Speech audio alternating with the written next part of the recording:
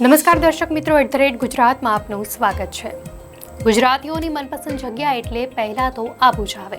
શિયાળામાં અહીં કેટલીક વાર ઠંડીને કારણે બરફ જામી જતો હોય છે।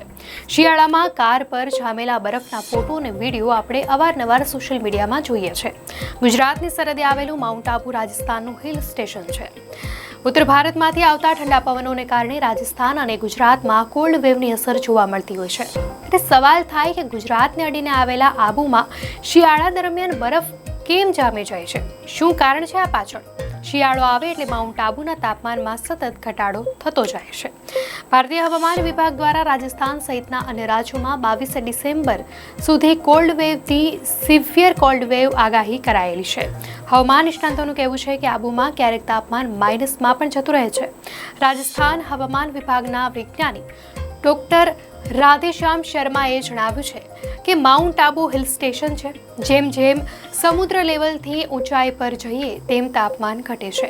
માઉન્ટ આબુ એલ્ટિટ્યુડ પર હોવાને કારણે તાપમાન નીચું રહે છે। તો બરફ જામવાને લઈને રાધેશ્યામ શર્માએ જણાવ્યું હતું કે રાત્રિનું હવામાનનું તાપમાન 4 ડિગ્રી સેલ્સિયસ કરતાં ઓછું થઈ જાય ત્યારે રેડિયેશન કુલિંગને કારણે હવામાં સૂકા પવનોને કારણે ભેજ ઘટે છે, જેના લીધે સેચ્યુરેટ થઈને તે બરફમાં પરિવર્તિત થઈ જાય છે।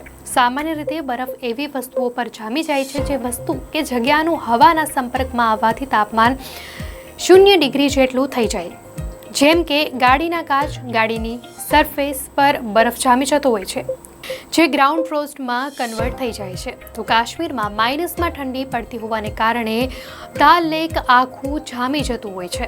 આબુમાં જામતા બરફ અંગે ડોક્ટર મનોજ લુણાગરિયા કહે છે કે રાત્રિમાં હવા ઠંડી થાય, હવામાં ભેજને કારણે કન્ડિશનેશન થાય એટલે તે પાણીના બૂંદ ઝાકળ બની જાય। રાત્રિમાં તાપમાન ઘટવા લાગે છે। તાપમાન ઘટીને -ડિગ્રી કે તેના કરતાં વધારે ઘટવા લાગે ત્યારે તે બરફમાં રૂપાંતરિત થઈ જાય છે।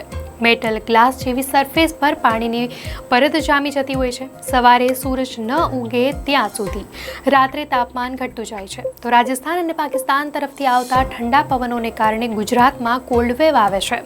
ગુજરાતમાં ઉત્તર ગુજરાત, સૌરાષ્ટ્ર અને કચ્છમાં ઠંડી પડે છે।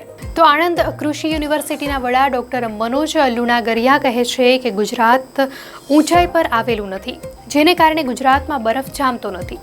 ગુજરાતમાં ઉત્તર ગુજરાત, કચ્છ અને સૌરાષ્ટ્રમાં ઠંડી વધારે પડતી જોવા મળી છે, પરંતુ વિસ્તારો વધારે ઊંચાઈ પર આવેલા નથી।